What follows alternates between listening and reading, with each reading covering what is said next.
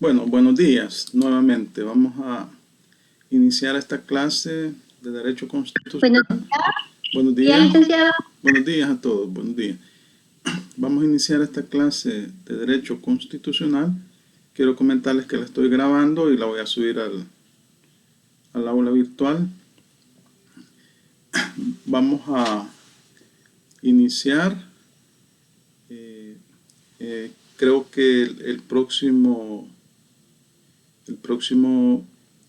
sábado, si no me recuerdo, creo que hay parcial. Vamos a verificar en el aula virtual. Vamos a verificar.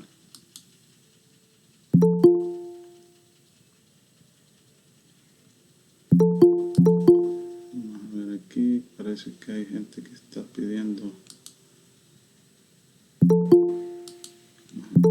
Permítanme. Permitir. Bueno, voy a compartir pantalla. Compartir. Todos. Permitir. Vaya. Vamos a ubicarnos en el aula virtual. Están entrando más personas. Permítanme, solo les voy a dar. Y que los que no ingresan con el correo institucional es que hay que darles autorización para entrar. Vaya, vamos a ver. Este es el aula virtual. Aquí dice programación ciclo 1, 2, 22. Aquí está el primer laboratorio del 8 al 14 de febrero. Introducción de notas al sistema y entrega de resultados del 7 al 22 de febrero. Primer parcial del 1 al 7 de marzo. Hoy estamos 26, ¿verdad? 26, 27, 28, 29, 30. Ah, no, sí, 28 es febrero. Febrero es. Hoy es febrero, Sí, son 28 el lunes días. es 28. Entonces, martes, miércoles, jueves, viernes. 1, 2, 3, 4. Entonces, y el parcial es del 1 al 7 de marzo. 5. Sí, entonces el parcial está programado para el próximo sábado, del 1 al 7 de marzo.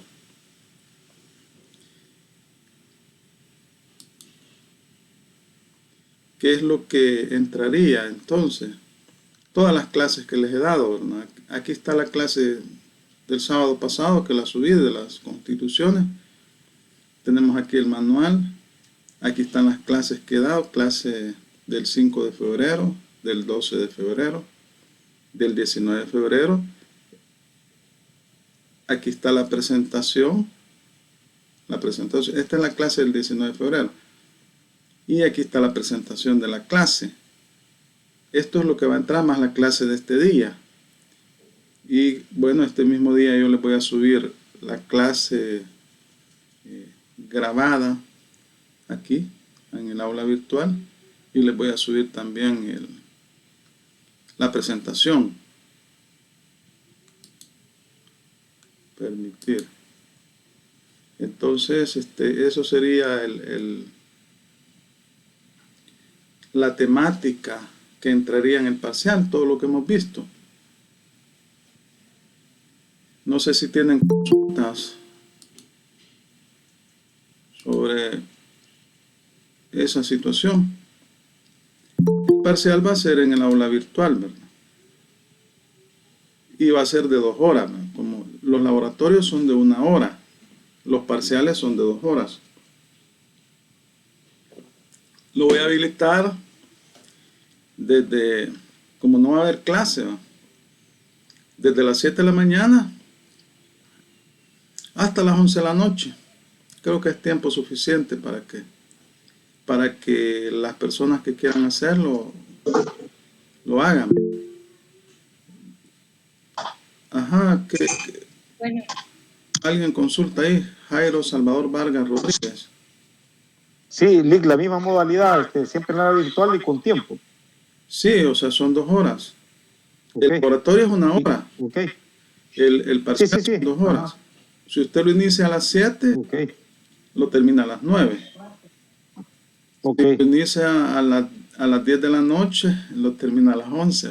Porque hasta las 11:59 le voy a poner. Está bien, licenciado, gracias. Sí, para que, como siempre hay gente que bueno, tiene algún problema o algo y no lo puede hacer y siempre. Pero eso sí, lo deben de hacer el día, porque si no lo hacen el sábado, lo van a tener que diferir, o sea, van a tener que hacer el trámite administrativo en la universidad para diferirlo. Y los diferidos, quiero ver cuándo están programados, veamos. Aquí estamos en el aula de la programación.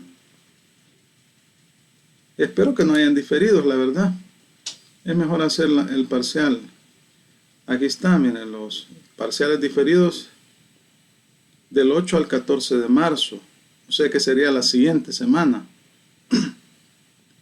El diferido de la materia.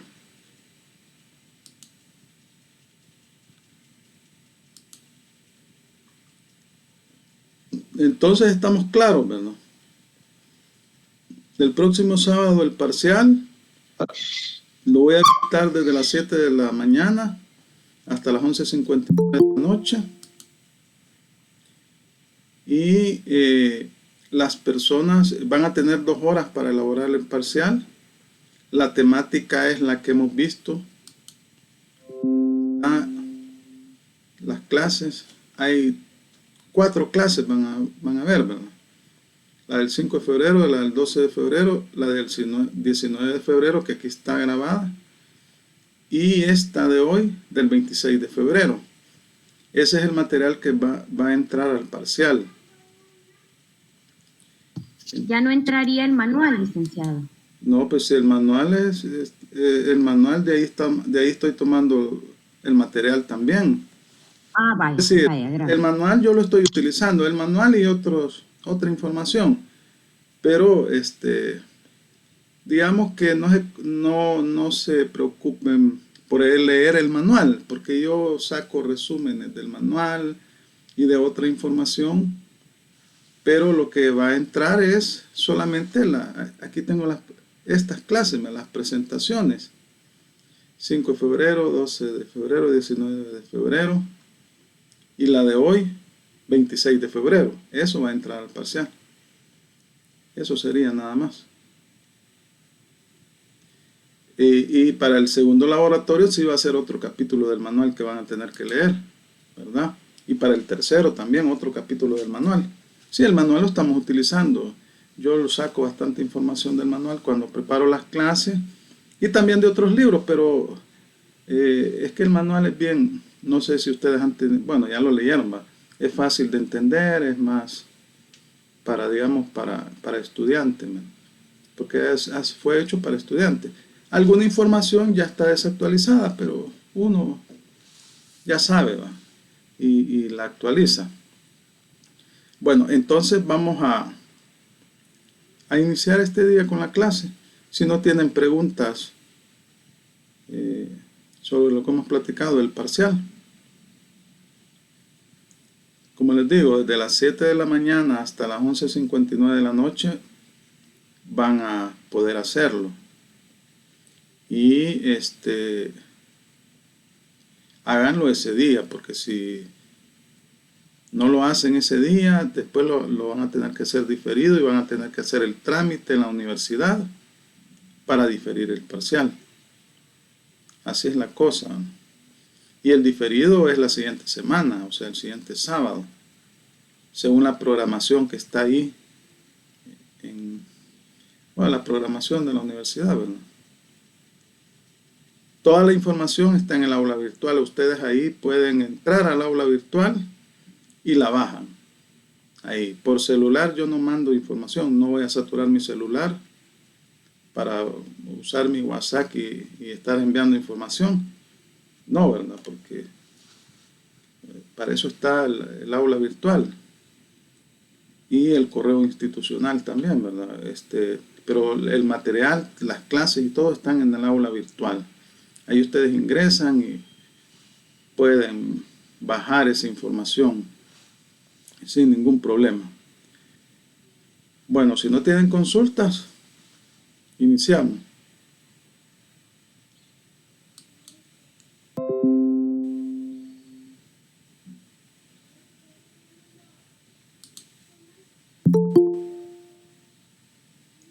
Aquí están entrando. Bueno, vamos a dar inicio entonces a la clase. Permítanme.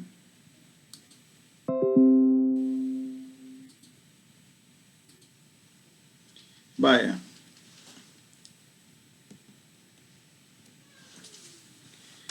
En la clase anterior hablábamos de la historia de las constituciones en nuestro país, ¿verdad? Hoy vamos a hablar un poco de alguna temática relacionada con la estructura de la Constitución, con su rigidez, la rigidez que tiene nuestra Constitución, la reforma constitucional o las modificaciones constitucionales, ¿verdad? Entonces, de eso va a tratar esta clase. Bueno, esto de la estructura interna de la Constitución, pues en el tema que ustedes leyeron y que estaba en el laboratorio, se desarrolla, ¿verdad?, un poco esto de la parte orgánica y la parte dogmática.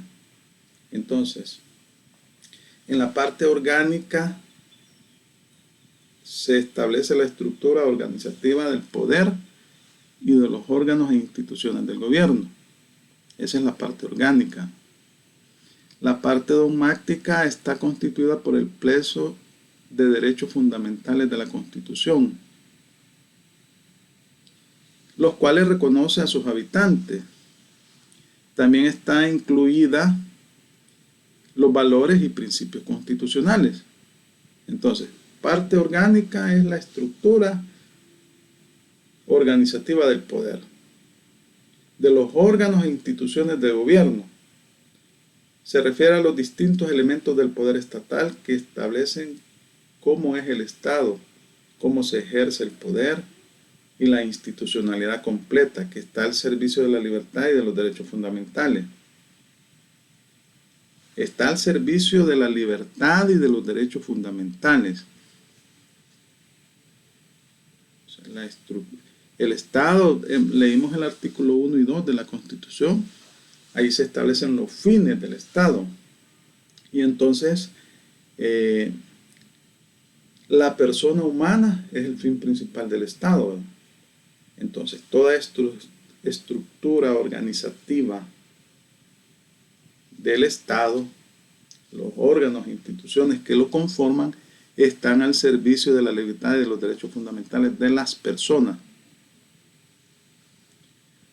Entonces, la configuración constitucional se expresa en dos grandes campos. No se puede concebir separadamente, sino en un permanente proceso de acercamiento en la medida que uno trabaja en función del otro. ¿Y cuáles son esos campos? La estructura organizativa del poder y de los órganos e instituciones del gobierno y los derechos fundamentales de la persona, de la libertad y de los derechos fundamentales.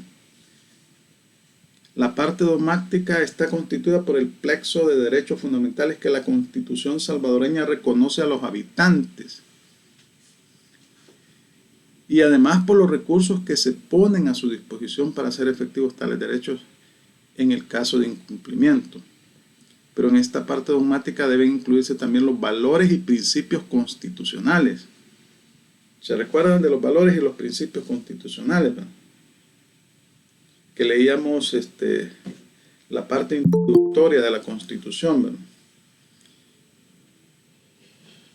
Y los principios, pues, que están establecidos en el texto mismo de la Constitución y son postulados de carácter general, el debido proceso legal, etc. Aquí hay gente que quiere ingresar, ver todo, vamos a ver, admitir a todo. Bueno, vamos a continuar.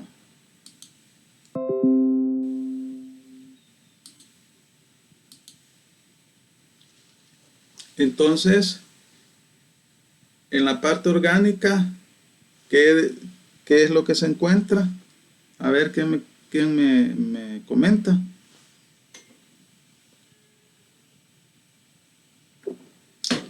A ver.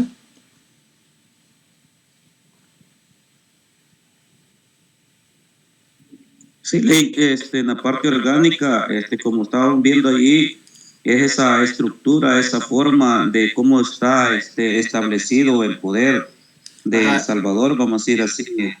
Vaya, vamos a ver, explíqueme cómo está establecido el poder. Ajá. El poder está establecido en base valga la redundancia, a los tres poderes del Estado, Ajá. que es ¿Cuál? el legislativo, Ajá. el ejecutivo y el legislativo. Ejecutivo, Eh, legislativo legislativo y y judicial, ¿verdad? judicial, ajá. Sí. Además de las instituciones creadas por la misma Constitución. Ejemplo, dígame una institución creada o díganme ahí una institución que también forma parte de la estructura del Estado y que ha sido creada, que es creada por la Constitución. El Tribunal Supremo Electoral, Tribunal Supremo Electoral, la Corte de Cuentas de la República, la Policía Nacional Civil, la Fuerza Armada, etcétera. Procuraduría por los Derechos Humanos. La Procuraduría para la Defensa de los Derechos Humanos. Todas esas instituciones forman parte de la parte orgánica, que están al servicio de la libertad y de los derechos fundamentales de las personas, ¿no? Entonces, la parte dogmática está constituida por el plexo de derechos fundamentales que la Constitución salvadoreña reconoce a sus habitantes y además por los recursos que se ponen a su disposición para hacer efectivos tales derechos en caso de incumplimiento. Ajá. Y entonces, ¿cuáles serán esos recursos que se ponen a disposición para ser efectivos? Pienso que ¿Cómo? los que están plasmados ya en los respectivos artículos, licenciado. Sí, pero ¿cuáles serían? Vamos a ver. Derecho a la libertad, derecho Sí, sí, esos son los derechos, ¿sí? Derecho a la vida. Sí, esos son los derechos. Pero para hacerlos efectivos cuando se los vulneran, Ahí está la fiscalía, LIC, pues, cuando hay violación de algún derecho sobre las personas. Está la Procuraduría también, General ajá, de la República, la Procuraduría para la son, Defensa de los Derechos Humanos. vaya, forman parte de la parte orgánica y están al servicio de la libertad y de los derechos fundamentales. Pero también hay recursos establecidos en la Constitución, como son el amparo, el proceso de inconstitucionalidad, el habeas corpus. Además, en la misma Constitución, en la parte orgánica, regula la estructura del órgano judicial, ¿verdad? Y regula una serie de principios, ¿verdad? El debido proceso legal, el derecho de propiedad. Nadie puede ser oído y vencido en un juicio si no es mediante un juicio previo. No, nadie puede ser privado de ninguno de sus derechos si no es mediante un juicio previo con arreglo a la ley. Entonces la misma Constitución establece los mecanismos de protección de esos derechos fundamentales de las personas, ¿verdad? La denominada parte orgánica y organizativa establece los órganos constitucionales a partir de los principios establecidos por la propia Constitución, ¿verdad? La parte orgánica institucional solo se explica cuando está al servicio de la libertad y de los derechos fundamentales. Y estos se explican en la medida en que se convierten en factor de democratización del poder, de establecer regulaciones fijas o frenos destinadas a controlar el ejercicio del poder. Entonces, en la Constitución se establece una serie de pesos y contrapesos, ¿no?, entre los diferentes órganos de Estado que sus competencias son indelegables, pero deben de colaborar entre sí para beneficio de la población. En el artículo 85 de la Constitución, ¿verdad?, dice que son 3 poderes del Estado, ¿no?, y estos colaboran entre sí para para el beneficio de la población. Lo vamos a ver para que, aquí lo tengo, vamos a ver el artículo 85 de la Constitución. Vamos a ver, permítanme, vamos a buscarlo por acá. 85.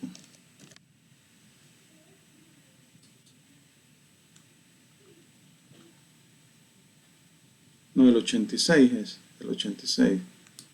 Vaya, alguien que lo lea, ahí lo tiene enfrente. A ver quién lo lee. Artículo 86 de la Constitución. Ajá, sí. Artículo 86 de la Constitución. Ujú, El poder público emana del pueblo. ujú. Los órganos del gobierno lo ejercerán independientemente dentro de las respectivas atribuciones y competencias que establecen esta Constitución y las leyes. Las atribuciones de los órganos del gobierno son indelegables, pero estos colaborarán entre sí en el ejercicio de las funciones públicas. Los órganos fundamentales del gobierno son el legislativo, el ejecutivo y el judicial. Los funcionarios del gobierno son delegados del pueblo y no tienen más facultades que lo que expresamente les da la ley. Vaya, entonces ahí enumeran los órganos fundamentales del gobierno, legislativo, ejecutivo y judicial. ¿Y qué sucede con las otras instituciones? Con la Procuraduría para la Defensa de los Derechos Humanos, con la Fiscalía General de la República, con la Procuraduría General de la República,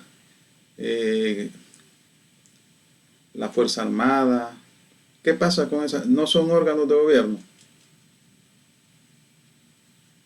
Y eso que sí, licenciado, pero son como entes contralores quizás de la parte del gobierno, pero como una parte contralora. Bueno, la parte contralora de las finanzas es la Corte de Cuentas. Es la Corte de Cuentas, correcto. En derechos humanos es la Procuraduría de Defensa de los Derechos Humanos. Procuraduría. Sí, son también órganos de gobierno, pero no son fundamentales. Esta es la palabra clave. Los órganos fundamentales del gobierno son legislativo, ejecutivo y judicial. Pero los otros también son órganos de Estado. Forman parte del aparataje de la estructura que ha creado la Constitución, pero no son fundamentales. Esa es la diferencia. Esa es la pequeña diferencia. La misma Constitución los cataloga como órganos fundamentales de gobierno. Entonces, también vamos a hablar de la rigidez acentuada de la Constitución. Esto de la rigidez también en el laboratorio, en el capítulo 5 era, ¿verdad? O 4. No recuerdo en este momento que les evalué. Ahí también se hacía una clasificación de las constituciones, las que eran rígidas, las semirrígidas, etc. La nuestra es... Capítulo 4 era. Sí, capítulo 4.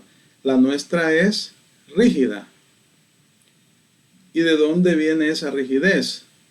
Del procedimiento para reformarla, ¿verdad? Que no es un procedimiento como el que se usa en el caso de la ley secundaria, ¿verdad? No es el mismo procedimiento, sino que tiene un procedimiento especial en el que participan 2 asambleas legislativas, ¿verdad? Quiero ver que aquí me están pidiendo. Bueno, continuamos, vamos a buscar la presentación. Perdón, permítanme. Siguen.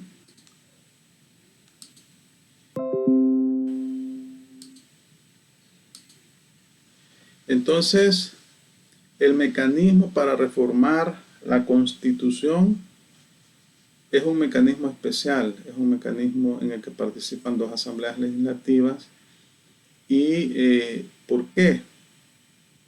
Por la naturaleza del mismo documento y porque se pretende que las constituciones perduren en el tiempo, o sea, sean permanentes, de tal manera que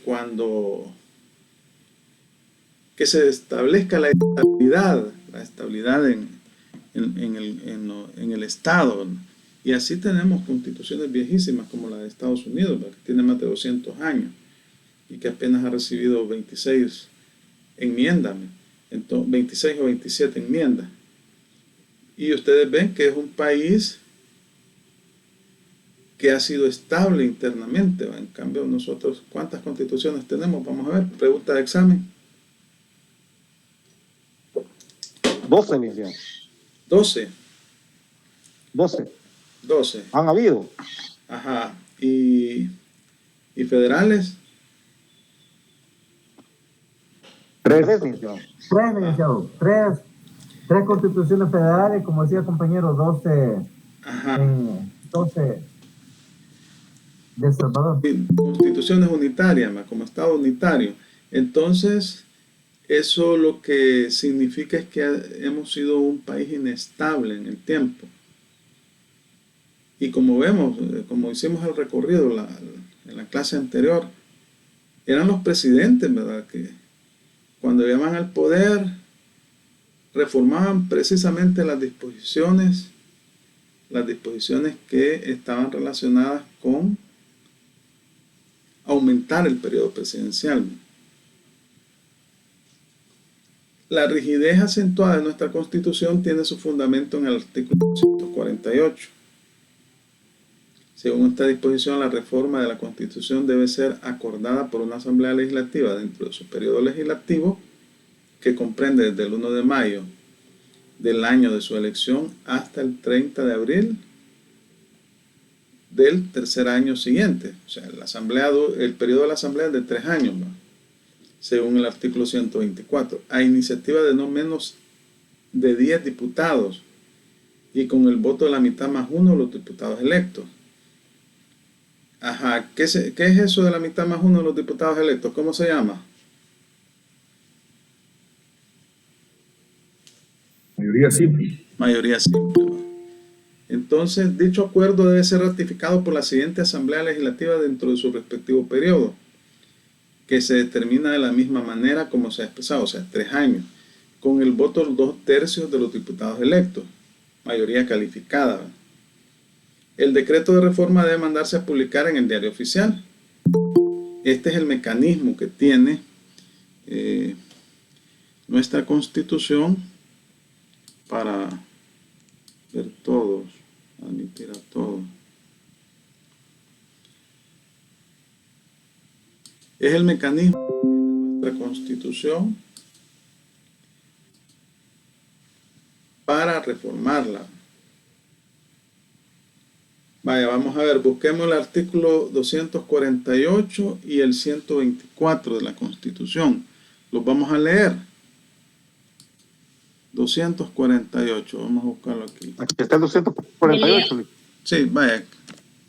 248, léalo si lo tiene a disposición. Ok, artículo 248. La forma de esta Constitución podrá acordarse por la Asamblea Legislativa. La reforma. Sí, correcto. La Sí. reforma de esta Constitución podrá acordarse por la Asamblea Legislativa con el voto de la mitad más uno de los diputados electos. Para que tal reforma pueda decretarse, deberá ser ratificada por la siguiente Asamblea Legislativa con el voto de los 2/3 de los diputados electos. Así ratificada, se emitirá el decreto correspondiente, el cual se mandará a publicar en el Diario Oficial. La reforma únicamente puede ser propuesta por los diputados en un número no menor de 10. No podrán reformarse en ningún caso los artículos de esta Constitución que se refieren a la forma y sistema de gobierno, al territorio de la República y a la alternabilidad en el ejercicio de la presidencia de la República. Esto último que usted ha leído son las denominadas cláusulas pétreas. Estas son las cláusulas pétreas, ya vamos a hablar de ellas, pero estas disposiciones no se pueden reformar. Ahora yo les pregunto a ustedes, todos han visto los medios de comunicación, ¿verdad? Todos. Y por los medios de comunicación esperamos de que el vicepresidente de la República, el órgano ejecutivo formó un equipo de personas para trabajar reformas a esta Constitución. Básicamente, casi todos los artículos de la Constitución. Entonces, yo les pregunto, con lo que hemos leído, ¿es competente el órgano ejecutivo y consecuentemente el vicepresidente de la República para trabajar reformas a la Constitución? Según esto, no. Ajá, ¿cómo dice ahí? Porque No dice, podrá reformarse. no, dice porque para que serán los diputados no menos de 10, es el órgano legislativo. Ajá. Entonces, el competente para reformar la Constitución es la Asamblea Legislativa. Es la Asamblea Legislativa. Y porque es la competente para reformar las leyes. Y no el órgano ejecutivo. Entonces, quien debe crear, porque siempre que hay reformas a la Constitución se crea, pues, en la comisión, hay una comisión de asuntos constitucionales en la Asamblea. Ellos son los que deben de trabajar la reforma. Si pueden contratar a expertos en derecho constitucional, crear un equipo como ha creado el vicepresidente, ¿va? Y que con lo que hemos leído del artículo 86, ¿qué sería eso? Algo inconstitucional. No, pero ¿qué dice el artículo 86? Ya lo leímos, ¿se recuerdan, ¿no?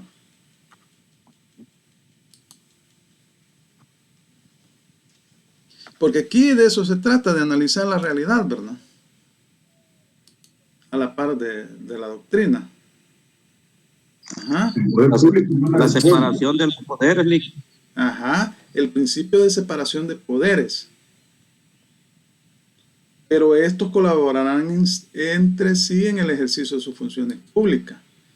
Pero ¿a quién le compete legislar? Al órgano legislativo. Al órgano legislativo le compete reformar la Constitución. Y por ende el órgano legislativo es el que debe contratar o iniciar el proceso, puede contratar expertos, no al vicepresidente de la República. Entonces ahí hay una vulneración al principio de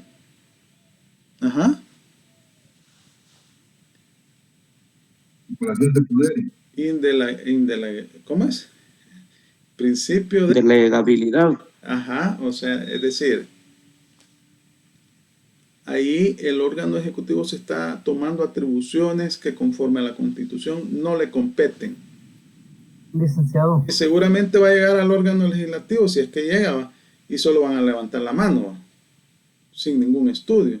O sea, eso es lo que debemos de analizar nosotros. Sí, alguien hablaba por ahí. Sí, yo, Roberto Ramírez. Ajá. Ya leí el artículo 86 y yo sé y que dice que es indelegable, pero el problema de nosotros en nuestro país ahorita no es eso, sino que es que la Asamblea Legislativa, y lo voy a hablar claro, la Asamblea Legislativa ahorita la tiene el Ejecutivo.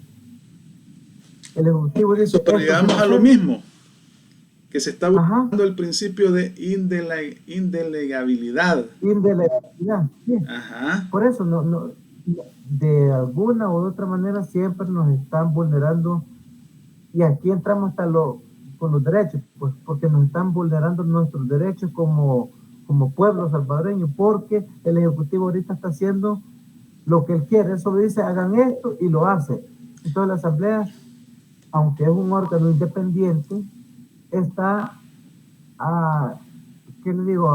A lo que diga el Ejecutivo. Vaya, ahora bien, pero ¿quién tiene la culpa? Es decir, ahí es donde nosotros debemos de ver, por eso que estamos viendo esta materia, derecho constitucional.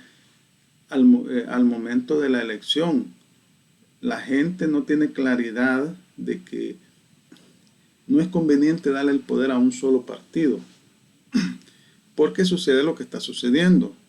Entonces, vaya, Ahora leamos el artículo 124, ese no lo hemos leído todavía, de la Constitución. El 124.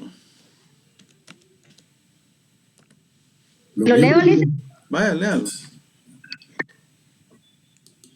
Artículo 124. Los miembros de la Asamblea renovarán cada 3 años y podrán ser elegidos. El periodo de sus funciones comenzará el 1 de mayo de su elección. Vaya, los miembros de la Asamblea se renovarán cada 3 años y podrán ser elegidos. El periodo de sus funciones comenzará el 1 de mayo del año de su elección. Vaya, entonces vemos que nuestra Constitución es catalogada o clasificada como una Constitución rígida porque el procedimiento para su reforma es un procedimiento especial. No es como el caso de la ley secundaria, que cuando se hace una reforma a cualquier disposición legal, solo se requieren 43 votos.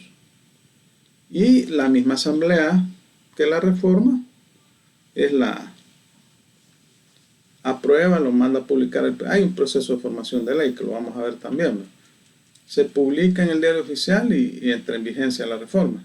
Dicho procedimiento, con intervención de 2 conformaciones de la Asamblea Legislativa o legislatura, persigue el triple fin, el siguiente triple fin, ¿no? Sustraer a las mayorías coyunturales parlamentarias la disposición de los elementos normativos consensuados que se expresan en la Constitución. ¿A qué se refiere esto? Que una Asamblea Legislativa aprueba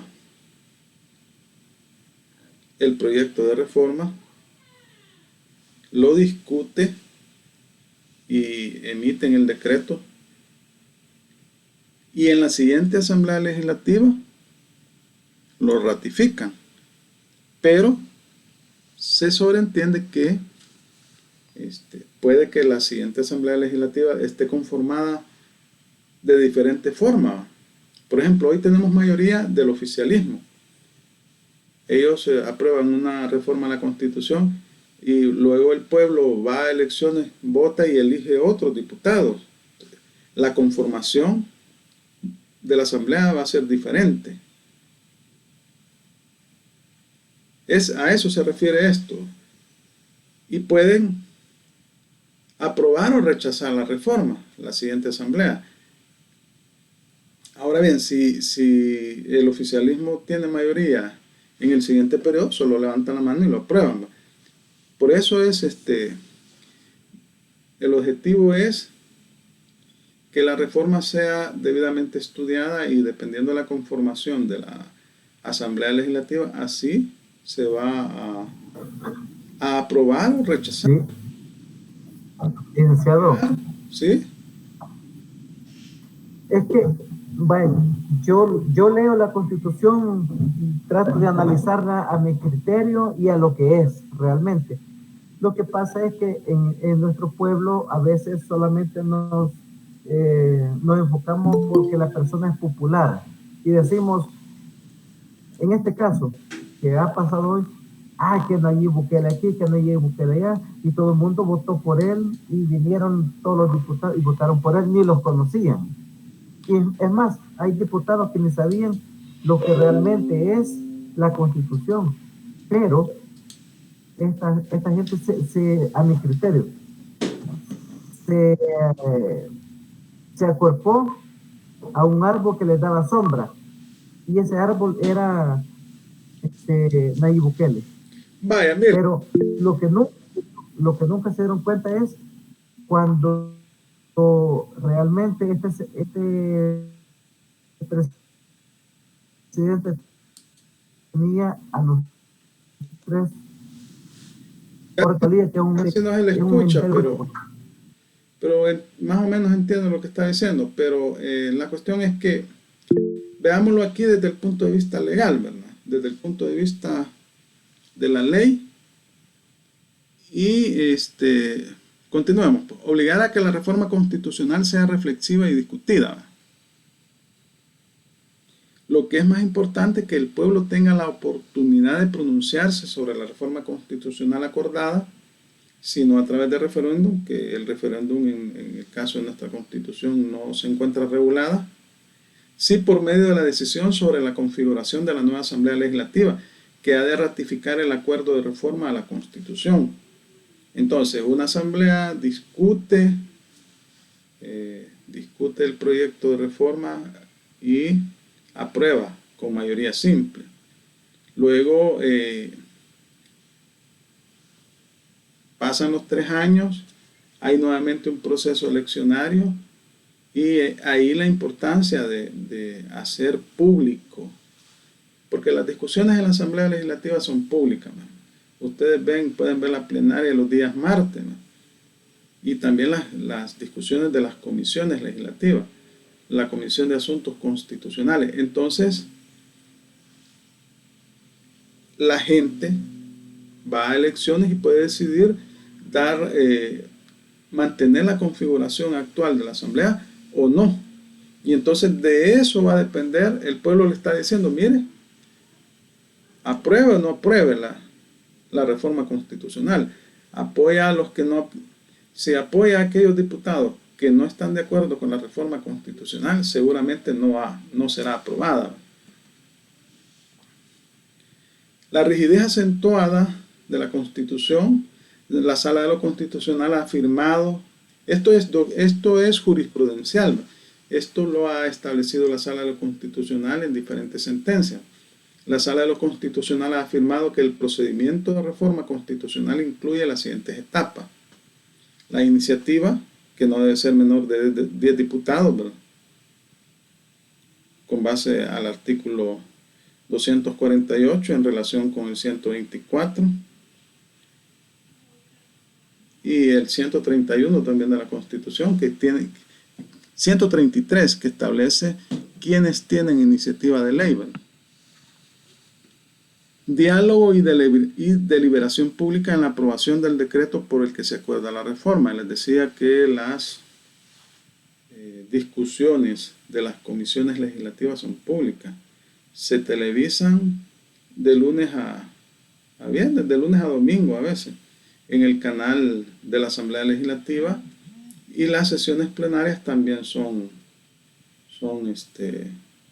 públicas. Aprobación del decreto legislativo por el cual se reforma la Constitución. Fase informativa de la reforma. Diálogo y deliberación pública para la ratificación del acuerdo de reforma. Ya estamos hablando de la siguiente. Aprobación del decreto legislativo por el cual se ratifica el acuerdo de reforma y publicación del decreto de ratificación de la reforma. Esto es lo que ha sostenido la Sala de lo Constitucional jurisprudencialmente. Este es el proceso que, de lo contrario, sería inconstitucional, ¿verdad? Sería inconstitucional. Como que ese proceso de reformas que ha liderado el vicepresidente de la República en clara vulneración. Bueno, hasta este momento no ha habido vulneración en realidad al artículo 86, porque no lo han mandado para la Asamblea Legislativa. No lo han mandado. Porque si lo mandara el presidente de la República o el vicepresidente por medio de alguno de sus ministros, sería inconstitucional, porque no tiene iniciativa de ley el órgano ejecutivo. Ahora bien, puede ser que el oficialismo lo promueva por 10 diputados, ¿verdad? Pero igual, ya tendría un vicio de forma el documento, porque no ha sido discutido, deliberado públicamente en la Asamblea Legislativa por la comisión competente, que es la Comisión de Asuntos Constitucionales, creo que se llama. Entonces, para luego que pase al Pleno y será aprobado.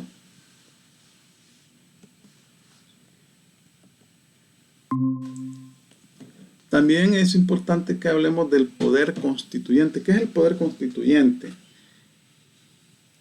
Es la competencia, capacidad o energía para constituir o dar constitución al Estado, es decir, para organizarlo, para establecer su estructura jurídica política.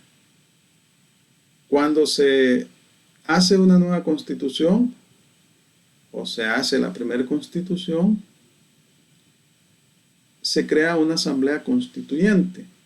La última fue en 1981, cuando hubieron elecciones y se eligió una asamblea constituyente para reformar o para hacer una nueva constitución, la de 1983. ¿verdad? El pueblo elige a sus representantes y estos elaboran una constitución. Ese es el mandato. El poder constituyente es la facultad inherente a toda comunidad política soberana a darse su ordenamiento jurídico, político, fundamental, originario, por medio de una constitución, y a reformar total o parcialmente, Ese es el poder constituyente.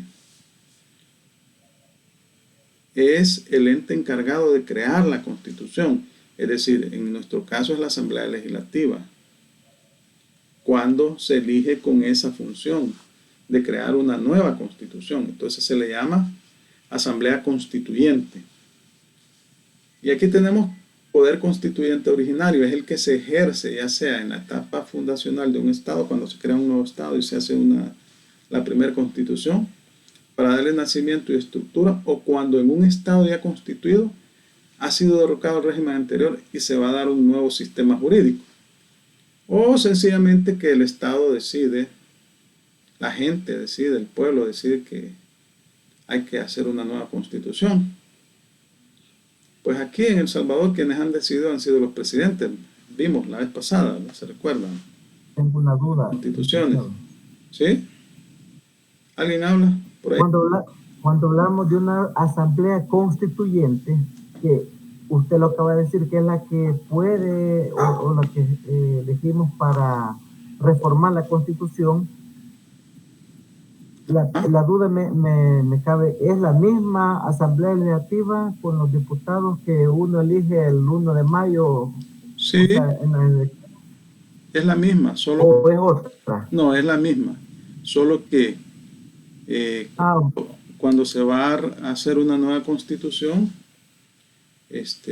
se le dice al pueblo, como hay campaña electoral y todo, que se va a elegir una asamblea constituyente. Ok, ya comprendo. Gracias, licenciado. Entonces ahí la gente, pues vaya, mire, vota por los diputados que considera más convenientes. Bueno, yo creo que lo más mejor es que votar por rostro, ¿verdad? Porque usted ve, y es bueno darle seguimiento también a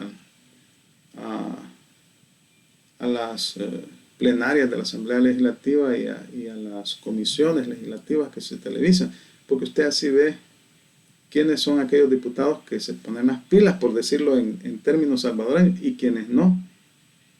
Ok, comprendo. Entonces usted vota por rostro y dice, bueno, me gusta, este, y elige. Es lo mejor que votar por bandera, ¿va? Porque cuando usted vota por bandera, básicamente le está dando aval a ese partido, al listado que lleva ese partido. Entonces, yo creo que esa sentencia de la sala en la cual se estableció que debía votarse por rostro fue excelente, porque así uno sabe por quién votar. Y no importa que sea de un partido con el que usted no está de acuerdo, porque usted ve que un diputado del oficialismo se pone las pilas, es bueno, ¿por qué no va a marcar su rostro? O sea, uno debe de ver cuáles son los mejores elementos, y esos son los que deben de estar legislando. Pues el poder soberano lo tiene el pueblo cuando va a votar. Es la voluntad originaria, extraordinaria y soberana de una comunidad que dicta las normas fundamentales para la organización y funcionamiento de su convivencia política. Este poder es el que se encarga de elaborar la Constitución. Entonces, no lo hace el pueblo en forma directa, lo hace por medio de sus representantes. He ahí la importancia de los procesos electorales, ¿verdad?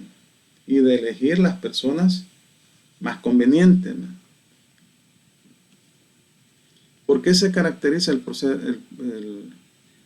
poder constituyente originario? Por ser originario, es decir, que reside directamente en su titular y que no se deriva de ningún otro poder, es inmanente a la comunidad política de que se trata. O sea, son los representantes del pueblo y han sido elegidos para una función específica, legislar. Y cuando se eligen para que elaboren una constitución, bueno, yo les quiero decir que en nuestra constitución se encuentra regulado el procedimiento para reformarla, pero no se encuentra un procedimiento para derogarla. No hay un procedimiento, porque se supone que es permanente en el tiempo. Pero aquí pues han habido un montón de constituciones y en todo caso, si se quisiera reformar o crear una nueva constitución, tendría que convocarse en las próximas elecciones a una asamblea constituyente, ¿verdad? Por ser soberano, es decir, que no existe ningún otro poder sobre él. Es el órgano de mayor rango dentro de la escala de los poderes políticos. En cierto sentido es más propio decir que es el órgano preestatal, cuya misión es darle vida a la Constitución y por tanto determina la clase de organización concreta y particular del Estado de que se trata. Fíjense que es bien interesante ver las discusiones de la Asamblea que fue electa, la última Asamblea Constituyente. La Constitución de 1983 fue discutida artículo por artículo y se tuvieron que poner de acuerdo. ¿Y quiénes la discutían? Los diputados que el pueblo les había dado el poder o la comisión para que elaboraran una constitución. También se caracteriza por ser extraordinario, porque opera solamente en situaciones excepcionales, solo cuando se va a crear una constitución, para aprobar y promulgar la constitución, o sea, organizar el Estado para reformarla y para sustituirla en situaciones todavía más excepcionales y como culminación de un proceso insurreccional victorioso que termine en una revolución. Bueno, no necesariamente, ¿no? No necesariamente. Puede, aunque la historia del país es así, ¿no? Tal vez no han sido insurrecciones populares, pero sí han sido golpes de Estado, ¿no? O la misma necesidad, pues en 1983, ¿no? Las condiciones imperantes en el país procuraron que se creara una nueva constitución, que ha sido a la fecha la mejor que tenemos, ¿no? Si la comparamos con las constituciones de años anteriores. En ambos casos estamos en presencia de lo que se llama etapa de primigeneidad, la cual es breve en el tiempo, sobre todo si se le compara con la que le sigue, que es la llamada etapa de continuidad, y es la que surge una vez aprobada la Constitución. Una vez se aprueba la Constitución, la de 1983, ¿cuántos años va a cumplir? Decíamos, creo que 39, si no me equivoco. 39. En diciembre, ¿en qué fecha? El 20 de diciembre. En este segundo momento, el constituyente desaparece, cediendo su lugar a la propia norma creada. Todos los poderes del Estado pasan a ser poderes constituidos.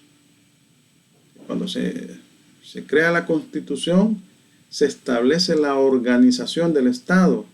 Se crearon los tres órganos fundamentales, legislativo, ejecutivo y judicial, y esos se les estableció una competencia definida y que debían de colaborar entre sí, pero que no podían delegar sus funciones. Entonces, esos son poderes constituidos, porque han sido creados por el poder constituyente cuando elaboró la Constitución.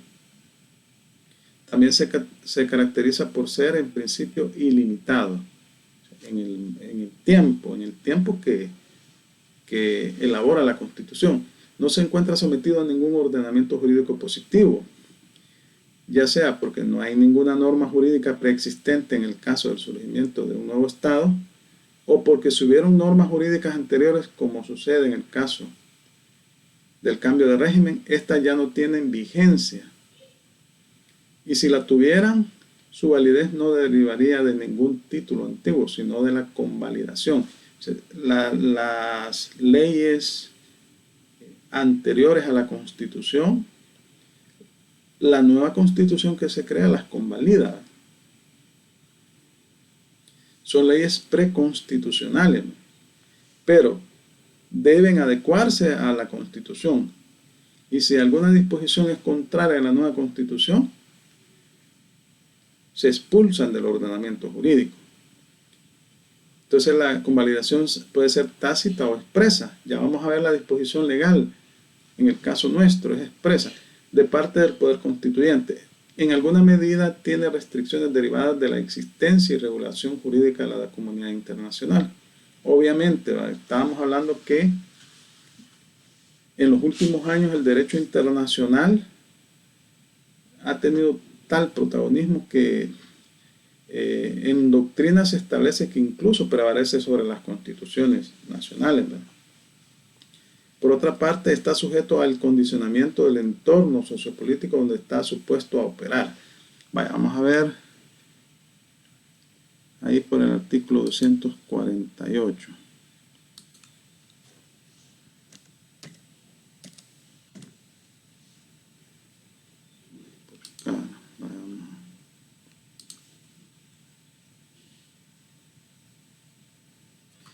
El 249. Leamos el 249.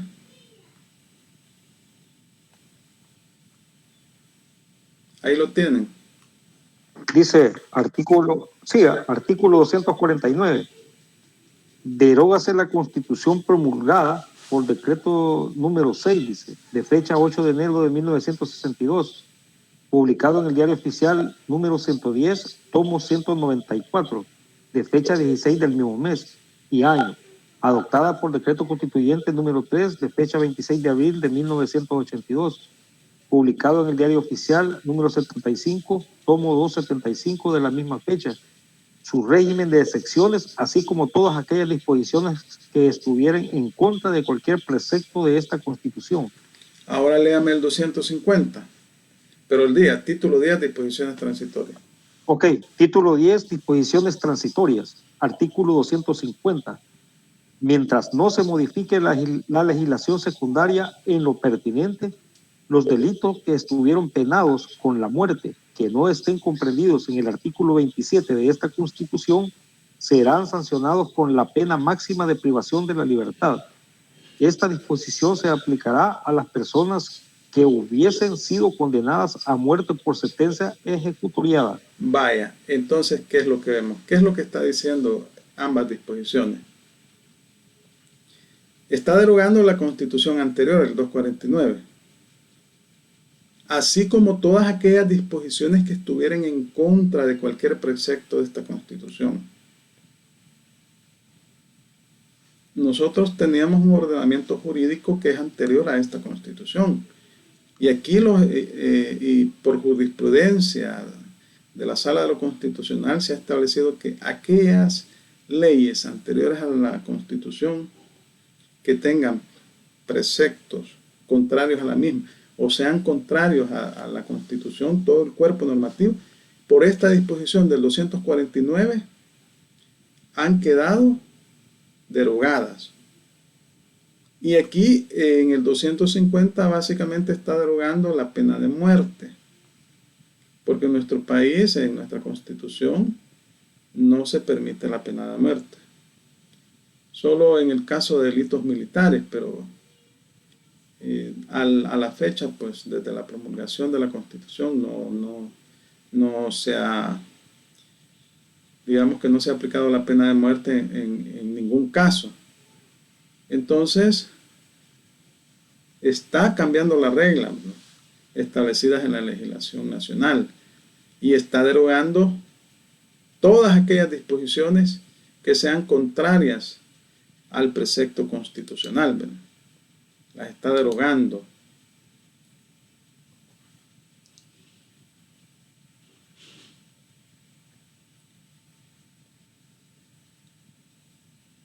Bueno, quiero ver qué hora es. Son las 8:01. Vamos a dar un receso porque para que desayunen. Para que, Bueno, Ok, licenciado. licenciado. y Gracias. Gracias, Lic. Nos vemos a Gracias, las ¿Cuánto tiempo? 8:30. Bueno, Lic, aquí Ok, vamos a estar a ok, las 8:30. licenciado. Vamos a estar pendientes. Perfecto.